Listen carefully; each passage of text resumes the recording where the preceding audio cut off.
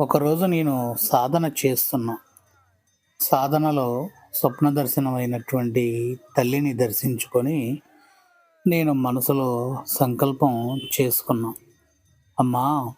నీవు ఎవరో, ఏంటో, ఏ విధానమో కూడా తెలియనటువంటి నన్ను నీ దారిలోకి తీసుకువచ్చావు. నా దారి అంతా గూడా వేరొక విధమైనటువంటి పరిస్థితి.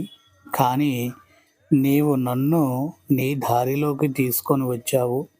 నీ దారిలో ఉన్నటువంటి విషయాలన్నీ కూడా నాకు తెలియచేశావు.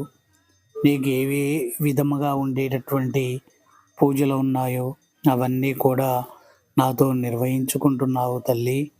నేను ఏ తీరుగా నీకు రుణపడి ఉన్నానో నాకు తెలియదు, కానీ నాకు మాత్రం అర్థమవుతుంది తల్లి. నేను ఈ జన్మకి ఇంతకంటే భాగ్యం ఏముంటుంది నాకు అని అనిపించేటట్టుగా చేశావు తల్లి మాత.